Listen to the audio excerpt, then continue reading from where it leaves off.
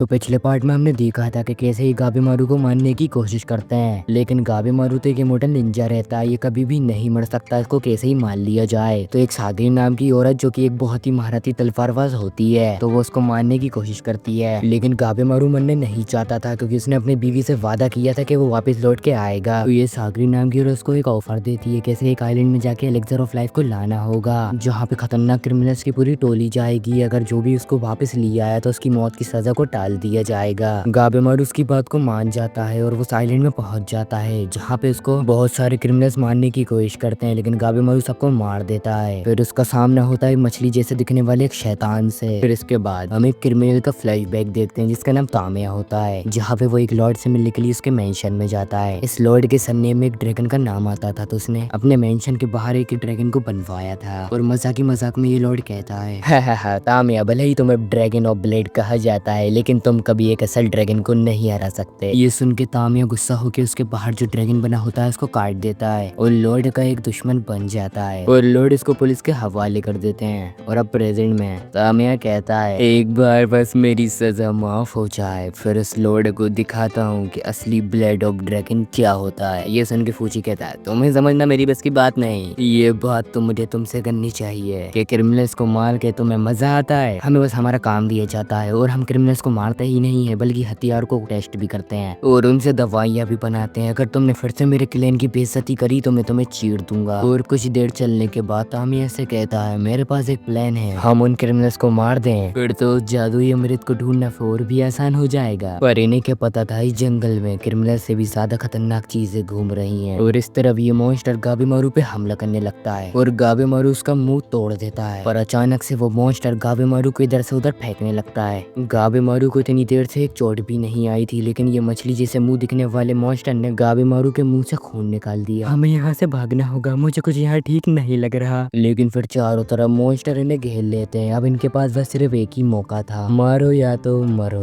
फिर गाबेमारू अपनी सबसे खतरनाक मिंचा टेक्निक यूज करता है और एक एक करके इन मॉन्स्टर का मुंह तोड़ने लगता है। ये देख के सागरी अपने मन में कहती है अचानक से यहाँ क्या होने लगा, सब उलट पलट क्यों होने लगा, आखिर ये जगह है क्या। सागरी अपने ख्यालों में इतना खो गई होती है कि सेंटीपीड्स उसे घेर लेते हैं और एक मॉन्स्टर उसे मारने वाला ही होता है, लेकिन तभी आके गाबेमारू सही समय पे उसे बचा लेता है। फिर वहाँ पे यूजुरिया और कुछ नए एग्जीक्यूशनर्स आ जाते हैं और बाकी सभी मॉन्स्टर को ठिकाने लगा देते हैं, जिसपे गाबेमारू कहता है तुम्हें हमारी मदद करने की कोई भी जरूरत नहीं थी। अरे हैंडसम ऐसा मत कहो, मुझे तुम्हारी जरूरत है, क्या हम लोग साथ मिलके काम कर सकते हैं। लेकिन गाबेमारू उसका हाथ पकड़ के कहता है तेरी ये चालें मुझ पे काम करने वाली नहीं, चुड़ैल सी। सागरी ये देख के हैरान होती है कि एक क्रिमिनल के साथ दो एग्जीक्यूशनर क्या कर रहा है। जवाब में ये केंजी नाम का एग्जीक्यूशनर बोलता है मैं मोरू आका के साथ था, लेकिन इस लड़की ने उसे धोखे से मार दिया, तो मैं जब भी समझ गया इस लड़की को संभालना एक एग्जीक्यूशनर की बस की बात नहीं है। ये जगह बहुत खतरनाक है, हमें उस अमृत को पाके इस जगह से जल्द निकलना होगा। क्या बोलते हो गाबेमारू। लेकिन गाबेमारू उसका फिर से हाथ मोड़ देता है ज्यादा चिपकू मत बन, मुझे तेरे पे बिल्कुल भी भरोसा नहीं है। भरोसा करने के लिए हम कोई छोटे बच्चे नहीं है गाबेमारू, अगर उस अमृत को पाना है तो हमें साथ में मिलकर काम करना ही होगा। तुमसे काम करके मुझे क्या फायदा होगा, तुम मुझे ताकत दो, मैं तुम्हें जानकारी दूंगी। चलो एक एग्जांपल देती हूँ, तुम्हें लग रहा होगा हमें सबसे ज्यादा खतरा उन मॉन्स्टर से है, लेकिन यह सबसे खतरनाक है वो अजीब से दिखने वाले कीड़े। अगर उन्होंने तुम्हें काट लिया तो हमारा भी उसी इंसान जैसा हाल हो जाएगा। और वो कन खजूरे, तुम्हें उनसे डरने की जरूरत नहीं है, सिर्फ वो मरी हुई लाशों को ही खाते हैं। दरअसल मैंने माकी को बलि का बकरा बनाया था और उस पर ये सब एक्सपेरिमेंट करे थे। और ये मोटा एग्जीक्यूशनर कहता है हमने जो मूर्तियाँ देखी थी वो बुद्धिज्म से मैच करती हैं, हम सबको मिलकर काम करना चाहिए। मैं वादा करती हूँ मुझे जो भी इन्फॉर्मेशन मिलेगी मैं तुम सब लोगों को बताऊंगी। फिर अचानक से सागरी को चक्कर आने लगते हैं और वो वहाँ पे नीचे गिर जाती है। फिर इसके बाद हम आधा चोबी और एक तोमा नाम के एग्जीक्यूशनर को देखते हैं, जिनके सामने तीन बड़े बड़े मॉन्स्टर आ जाते हैं। लेकिन आधा चोबी की ताकत बहुत ज्यादा खतरनाक होती है, वो एक ही बार में इन तीनों को मार देता है। दरअसल एग्जीक्यूशनर और ये दोनों भाई हैं। दरअसल इस बंदे के माँ बाप जब मर गए थे तब भी ये बंदा नहीं रोया था। खतरनाक लुटेरों का सामना करने के बावजूद भी इसने उनको कंट्रोल में ले लिया और बहुत ही छोटी उम्र में उन सबका लीडर बन गया। और फिर एक शिनोबी के पकड़े जाने के बावजूद भी इसने मुश्किल को अच्छे से एनालाइज कर लिया और तोमा को भाग जाने का भूला, क्योंकि इसके बाद वो उसको बचा सके। और तोमा यामाडा क्लैन के अंदर घुस के उनका एक ऑफिशियल बंदा बन गया। और ठीक 1 महीने बाद इसने अपने भाई आताचोबी को आजाद कर दिया। और अब प्रेजेंट में देखते ही देखते बहुत सारे मॉन्स्टर इनके पास आने लगते हैं। आताचोबी अपने भाई से भागने का कहता है और तभी एक मॉन्स्टर तोमा के बाल पकड़ लेता है। आताचोबी अपने भाई की तरफ देखता है और वहाँ से चला जाता है। तोमा अपने मन में सोचता रह जाता है इसने मुझे अकेला क्यों छोड़ दिया। मेरे जैसे लोग इस धरती पे सिर्फ एक बोझ हैं। लेकिन हम देखते हैं आता चोबी उनके हथियार से इन लोगों को मारने लगता है, यानी कि इसने अपने भाई को अकेला नहीं छोड़ा था बल्कि एक हथियार ढूंढने गया था। लेकिन तभी एक मॉन्स्टर इसके मुंह पे मार देता है और बाकी मॉन्स्टर्स को घेर लेते हैं। दूसरों को चोट नहीं पहुंचानी चाहिए। ये सुन के ये लोग हैरान हो जाते हैं कि ये मॉन्स्टर बोल भी सकते हैं। भैया ये मॉन्स्टर तो बोल भी सकते हैं, कहीं ये जगह जन्नत नहीं बल्कि नरक हो। तो भी आधा चोबी गुस्से में आके इन मॉन्स्टर को मारने लगता है। मैं इन लोगों से तंग आ चुका हूँ, जो मेरा मन करेगा मैं वो करूंगा। यहाँ पे मॉन्स्टर्स हैं तो अमृत भी जरूर होगा। मैंने सोच लिया है हम दोनों इन सबको मार के उस अमृत को खुद पी जाएंगे और अमर हो जाएंगे। दूसरी तरफ हम सागरी को देखते हैं जो कि होश में आ चुकी होती है। तुम कीड़ों के जहर की वजह से बेहोश हो गई थी, घबराने की जरूरत बिल्कुल भी नहीं है। हम इस पेड़ के अंदर बिल्कुल सुरक्षित हैं। बाहर आके सागरी देखती है कि गाबीमारू सबके लिए खाना तैयार कर रहा है। सैंटा कपड़े सिल रहा है और यूजरिया मस्त आराम से आराम कर रही है। मैंने जंगल में से चीजें ढूंढ के इस खाने को तैयार करा है। जब मैं खाना ढूंढ रहा था तो मैंने देखा इस आइलैंड में वही फूल उगे हुए थे जो कि उस इंसान के अंदर उगे हुए थे। फिर मेरे मन में एक सवाल आया, जितने भी समुराइज वहाँ आइलैंड से भेजे गए थे वो आखिरकार कहाँ गए। अब समझ में आया कि वो सब फूल बन चुके हैं। और सेंटा बताता है यहाँ पे उन्होंने अजीब तरह की मूर्तियाँ देखी हैं जो कि बुद्धिज्म और ताओइस्ट से मेल खाती हैं। अगर इंसानों ने इन मूर्तियों को बनाया है तो जरूर वो यहाँ पे बसते होंगे। ये नामुमकिन है, यहाँ पे मॉन्स्टर और कीड़े इंसानों के लिए बहुत खतरनाक हो सकते हैं और यहाँ का इकोसिस्टम पूरा बिगड़ा हुआ है। उन मॉन्स्टर को देख के लगता है कि उनके ऊपर इंसानों का शरीर लगा दिया गया हो। इन मॉन्स्टर के पास खाल, मांस, हड्डियाँ, यहाँ तक कि इनके अंदर इंटरनल ऑर्गन्स भी हैं। चौंकाने वाली बात यह है कि इनके पास रिप्रोडक्शन ऑर्गन्स नहीं है। बिना ऑर्गन्स के जीने वाले मॉन्स्टर्स पक्कों में यहाँ पे अमृत भी होगा। जल्दी से उसे ढूंढते हैं ताकि मैं आजाद हो सकूं। नहीं, सबसे पहले हमें यहाँ का इकोसिस्टम पता लगाना होगा। उसको करने के लिए हमें ये देखना होगा कि मॉन्स्टर कहाँ और कैसे रहते हैं। अमृत को ढूंढने का यही सही रास्ता है। कुछ देर बाद शाम हो जाती है और रेंजी सागरी से कहता है इसको नाव वापस लाकर गांव पहुंच जाना चाहिए। ये तुम्हारा फर्ज बनता है कि तुम यामाडा क्लैन की अगले वारिस से शादी करो। तुम शोगन की टेंशन मत लो, मैं उन्हें समझा दूंगा। यहाँ रुकना तुम्हारे लिए खतरों से खाली नहीं। प्लीज मेरी बात मानो और यहाँ से चली जाओ। लेकिन सागरी अपना मिशन पूरा करना चाहती थी। बच्ची, तुम्हारे अंदर वो काबिलियत नहीं है। देखो तुमने तो दूसरे की तलवार तक पकड़ी हुई है। एक समुराई का फर्ज रहता है अपनी तलवार को संभाल के रखना। तुम यामाडा क्लैन की शान ऑलरेडी खो चुकी हो, ऊपर से सिर्फ तुम तलवार चलाने में माहिर हो, ना कि किसी जंग लड़ने में। तुम्हारे और मेरे में बहुत फर्क है। तुम इस आइलैंड में रहने के काबिल नहीं हो अभी। लेकिन सेंटा कहता है तुम्हें क्या लगता है इस आइलैंड से जाना बहुत आसान होगा? अभी तक कोई भी समुराई जो भी वहाँ से आया था अभी तक वापस नहीं गया है। अच्छा यही होगा कि ये हमारे साथ रहे। और इधर हम देखते हैं तेंजो और नोरुकाई भागने की कोशिश कर रहे होते हैं। नोरुकाई बोलता है अरे बिड़ू, इन सब का कोई भी फायदा नहीं। वैसे भी अगर मैं जिंदा बचा तो वो मुझे जिंदा नहीं छोड़ेंगे। अरे यार तुम फिक्र मत करो, मैं शोगन से कह के तुम्हारी सजा माफ करवा दूंगा। और तभी तेंजो को एक बड़ी शिप नजर आती है, लेकिन पास जाके पता चलता है ये तो सिर्फ एक मलबा है और इन दोनों को मलबे के बीच कोई भागता नजर आता है। तेंजो अपनी तलवार बाहर निकाल लेता है, लेकिन समुद्र में से एकदम बहुत बड़े टेंटिकल्स उनको वार करते हैं और इनकी नाव के टुकड़े टुकड़े कर देते हैं। और ये दोनों जान बचाने के लिए उन मॉन्स्टर को मारते हुए भागने लगते हैं। तेंजो बोलता है सामने एक नाव खड़ी है, हमें कैसे ही करके वहाँ पे पहुँचना होगा। क्या तुम तैयार हो? और ये बहुत ही मुश्किल से उन मॉन्स्टर से बचते हुए वापस आइलैंड पहुँच जाते हैं। बेड़ुल, लगता है हम इस आइलैंड में फंस चुके हैं, हम अब यहाँ से नहीं बच सकते। तेंजो बताता है इस शिप के मलबे आइलैंड को चारों तरफ से घेर चुके हैं। जरूर इस आइलैंड से निकलने का रास्ता कहीं गुप्त छुपा हुआ है, इन्हें बस उसे ढूंढने की कोशिश करनी है। और ये अपने शरीर में से खून को साफ करने लगते हैं। तभी तेंजो को पता चलता है नोरुका कोई लड़का नहीं एक लड़की है। और थोड़ी देर बाद रात हो जाती है और गाबीमारू इस जगह की पहरेदारी कर रहा था। और अब सागरी की बारी थी क्रिमिनल्स पे नजर रखने की। और गाबीमारू सागरी का शुक्रिया अदा करता है, तुमने मेरी मदद करी शांत होने में। अगर मैं जल्दबाजी में काम करता तो शायद अभी जिंदा नहीं बच पाता और अपनी बीवी के साथ चैन से रहना चाहता हूँ। अगर इस बार वाकाकोरे गाँव के लोगों ने मुझे रोका तो मैं रुक जाऊंगा और भागने की कोशिश नहीं करूंगा, उनका डटकर सामना करूंगा। और अब सुबह केंजी और सागरी कुछ बात कर रहे होते हैं, तभी पीछे रोकरोता आ जाता है और डेंजी को जख्मी कर देता है। रोकरोता सागरी पे हमला करने वाला होता है, तभी हमारा हीरो एंट्री मारता है और रोकरोता के मुंह पे एक लात मार देता है। ये मॉन्स्टर कौन है और मेरे हमले का इसके ऊपर असर क्यों नहीं हुआ? और ऊपर से इसकी आंखें कितनी डरावनी हैं। लगता है मेरे पास कोई और उपाय नहीं बचा है, अब मुझे इसे जान से मारना ही होगा। लेकिन गाबीमारू को समझ में नहीं आता कि इसको ये हराएगा कैसे। लेकिन तभी इसको शिनोबी का रूल नंबर 9 याद आता है कि ताकतवर दुश्मन की कमजोरी ढूंढना। और तभी रोकरोता एक बहुत बड़ा पेड़ उठा के गाबीमारू पे हमला कर देता है। गाबेमारू यूजुरिया से हेल्प मांगता है। तुम्हारा काम है लड़ना और मेरा काम है जानकारी निकालना, समझे? इसलिए इस लड़ाई में मैं तुम्हारी कोई भी हेल्प नहीं कर सकती। रोकुरोता कितने बड़े हाथ देखकर गाबेमारू समझ गया था कि इसके पास नहीं जा सकता,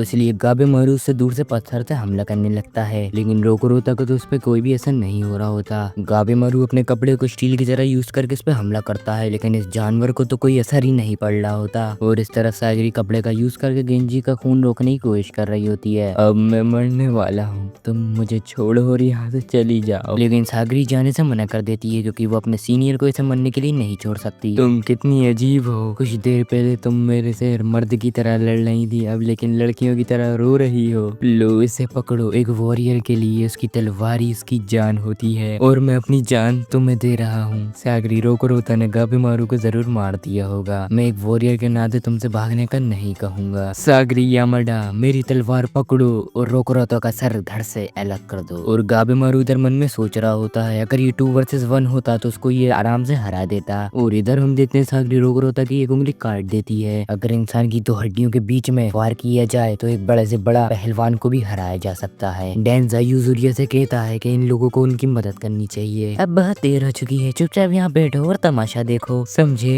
इन लोगों के मरते ही हम यहाँ से भाग जाएंगे। सागरी और गाबेमारू प्लान करते हैं कि इस मॉन्स्टर को मारने के लिए हमें इसका गला काटना होगा। तुम इसके पैरों पे हमला करो और मैं इसका गला काट डालूंगा। सागरी के हमला करने के बावजूद भी इसको एक भी खरोच नहीं आती है। वो ये सागरी के ऊपर हमला करने की कोशिश करता है, लेकिन गाबेमारू उसके मुक्के को डिफ्लेक्ट कर देता है। लेकिन गाबेमारू के पैर में मोच आ जाती है। इस लेवल की ताकत को देखकर गाबेमारू को भी पसीने छूटने लगते हैं। लगता है हिले डुलने की वजह से इसकी हड्डियों के बीच का गैप कम हो रहा है। ऐसे में से नीचे गिराना बहुत मुश्किल है। गाबेमारू इन लोगों को समझ में नहीं आ रहा होता कि इसको ये कैसे हराए। और हम देखते रोकुरोता भूख के मारे इतनी तेज रोता है कि इन लोगों के कान के पर्दे फट जाते हैं। रोकुरोता गाबेमारू पे हमला कर देता है और गाबेमारू खूनम खान हो जाता है। और एक बार और गाबेमारू पे वो हमला करने वाला होता है, लेकिन सागरी इसके सामने जाके खड़ी हो जाती है। गाबेमारू कुछ कर भाई, नहीं तो हम दोनों मर जाएंगे। लेकिन सागरी एक जगह खड़ी होती है और रोकुरोता के पावरफुल हाथ को रोक लेती है अपनी स्वॉर्डमैन पावर से। ये देख के गाबेमारू बहुत ज्यादा इम्प्रेस हो जाता है। यही है इसकी असली ताकत, इसने मुझे जो जेल में दिखाई थी। दरअसल सागरी की रैंक यामाडा क्लैन में 12 है। ऐसा इसलिए है क्योंकि ये एक लड़की है, और अगर तलवारबाजी के बेसिस पे दिया जाए तो सागरी नंबर 1 पे आती है। और इधर गेंजी मन में सोच रहा होता है, एक तलवारबाज होने के नाते इसके अंदर वॉरियर वाली ताकत नहीं है, लेकिन ये अपने दोस्तों को बचाने के लिए ये लड़की कुछ भी कर सकती है। सागरी इसके ऊपर बहुत सारे हमले करती है और जैसे ये नीचे गिरता है सागरी इसका गला काटने जा ही रही होती है, तभी रोकुरोता किसी मेंढक की तरह कूद कर पीछे चला जाता है। और अगर इन दोनों को इसको हराना है तो गाबेमारू को अपना सबसे ताकतवर हमला यूज करना होगा, साइटिक ब्लेज। यूजुरी समझ जाती है कि यहाँ पे कुछ खतरनाक होने वाला है, यहाँ से भाग जाओ, सुना तुमने? गाबेमारू कुछ अपने अंदर से फायर निकाल के पूरे जंगल को जला देता है, जिसकी वजह से कार्बन डाइऑक्साइड और ऑक्सीजन का मेल हो जाता है और ये सब रोकुरोता के मुंह में जाने लगता है और रोकुरोता को सांस लेने में तकलीफ होने लगती है। और ऊपर से बड़ा कद होने की वजह से इसको कोई दिखाई भी नहीं देता है। धुएं से बचने के लिए ये बंदा नीचे बैठ जाता है और तभी गाबेमारू उसका हाथ पकड़ लेता है। मैं इसे ज्यादा देर तक नहीं रोक सकता, जल्दी इसका गला काटो सागरी। सागरी अपने मन को शांत करती है और एक लंबी सांस लेती है और रोकुरोता पे हमला कर देती है। और सागरी को देख के रोकुरोता को अपने अम्मी अब्बा की याद आ जाती है। मैं इतना भूखा क्यों हूँ, कोई भी मेरे साथ क्यों नहीं खेलता? और सागरी एक अम्मी की तरह उसे समझाती है, कोई भी तुमसे नफरत नहीं करता है, जो भी तुमसे नफरत करते थे वो मर चुके हैं और तुम भी एक गहरी नींद सो जाओ बच्चे। मैं प्रार्थना करती हूँ कि तुम्हारी आत्मा को शांति मिले। और इसी तरह रोकुरोता जाइंट ऑफ बार्जन का अंत हो जाता है। जंगल में जो आग लगी थी उसकी आग इतनी ज्यादा बढ़ गई थी कि इनका यहाँ रुकना खतरे से खाली नहीं था। सागरी अपने दोस्तों की मौत का गंभीर नहीं बना सकती, क्योंकि अब इसको मेंटली स्ट्रांग होना जरूरी है। नॉर्मली आग की वजह से जानवर भागते हैं, लेकिन ये खतरनाक मॉन्स्टर तो आग की तरफ ही बढ़ रहे होते हैं। गाबेमारू को एक आइडिया आता है, जिस तरफ से ये मॉन्स्टर आ रहे थे ये उसी तरफ से जाने का फैसला करते हैं। क्या पता हमें कुछ अमृत का पता चल जाए। और ये बहुत देर भागने के बाद इन्हें सामने यूजुरिया और आइजन देखते हैं, जो कि किसी चीज को देख के हैरान हो गए थे। पास जाके पता चलता है कि वहाँ नीचे एक गाँव बसा है। सेंटा बोलता है अगर ये जगह सच में शिनशिंको है, यहाँ पे जरूर सन्यासी बसते होंगे। और इधर हम आज़ाचोबी और तोमो को देखते हैं, जो कि मॉन्स्टर को मारने के बाद उनका खून पी रहे थे। आज़ाचोबी पूछता है, तोमा तुमने किसी सन्यासी का नाम लिया था, आखिरकार है कौन ये लोग? सेंजिंग फिलोसफी के अकॉर्डिंग सन्यासी वो लोग होते हैं जिनके पास जादुई ताकतें होती चुकी हैं। ऐसा माना जाता था कि शिनशिनको में मॉन्स्टर नहीं बल्कि सन्यासी रहते थे। अच्छा ऐसी बात है क्या? मैं सन्यासियों को मार के उनका भी खून पी जाऊंगा। और तभी आताचोबी को और किसी की मौजूदगी का एहसास होता है और पास जाके पता चलता है कि यहाँ पेड़ पे दो कोई अजीब इंसान है जिनकी नजर आताचोबी और तोमा पे पड़ जाती है। ये येलो वाल वाली या वाला पूछता है कि तुम यहाँ क्या कर रहे हो, तुम्हें इससे क्या करना? और ये जो भी था एक मर्द में बदल जाता है। तो अच्छा ये बात है, लगता है तुझे मौत के घाट उतारना ही पड़ेगा। और इधर गाबेमारू कहता है यहाँ पे सन्यासी रहते हो या मॉन्स्टर, सवाल ये है कि वो हमारे दोस्त हैं या दुश्मन। और यहाँ पे छुपके से एक लड़की गाबेमारू को देख रही होती है, लेकिन गाबेमारू उस लड़की को देख लेता है और उसका पीछा करता है, लेकिन ये पेड़ से दिखने वाला मॉन्स्टर के ऊपर हमला कर देता है। इस लड़की को पकड़ना जरूरी है, शायद इस लड़की को साइलेंट के बारे में कुछ पता हो। और ऐसा बोलकर गाबेमारू उस पेड़ जैसे मॉन्स्टर को लात मारता है और वापिस उस लड़की का पीछा करना शुरू कर देता है। और इस तरफ ये लड़की टार्जन की तरह जंगलों में दूर भाग रही होती है। मुझे लगता है तुम इस जगह को बहुत अच्छे से जानती हो, तुम्हें मुझसे बात करनी ही होगी। और गाबेमारू जैसे ही उसको पकड़ने की कोशिश करता है तो ये लड़की उसको घुमा के ऊपर पटक देती है। और ये देखकर गाबेमारू घबरा जाता है कि ये एक छोटी सी बच्ची मुझे इसे कैसे पटक सकती है। सागरी बोलती हम तुम्हें परेशान नहीं करना चाहते। और फिर ये अचानक से मुड़कर सागरी के ऊपर एक खतरनाक अटैक करने वाली होती है, पर गाबेमारू बीच में आके उस पंच को रोक लेता है। उस मुक्के की ताकत इतनी ज्यादा खतरनाक होती है कि गाबेमारू बेहोश होने लगता है, लेकिन उसको उसकी बीवी तक पहुंचने के लिए कुछ भी करना होगा। तो गाबेमारू एक पेड़ की डाली से उसको लटका देता है। मुझे बस उस अमृत की तलाश है, ज्यादा उछल कूद करोगी तो जान से मार दूंगा। गाबेमारू की धमकी से ये लड़की रोने लगती है। फिर सागरी उसको नीचे उतार कर उसे चुप कराने की कोशिश करती है। और इस तरफ यूजुरी और स्मोटू ने उस पेड़ वाले मॉन्स्टर को भी ठिकाना लगा दिया होता है। फिर वो पेड़ वाला मॉन्स्टर कहता है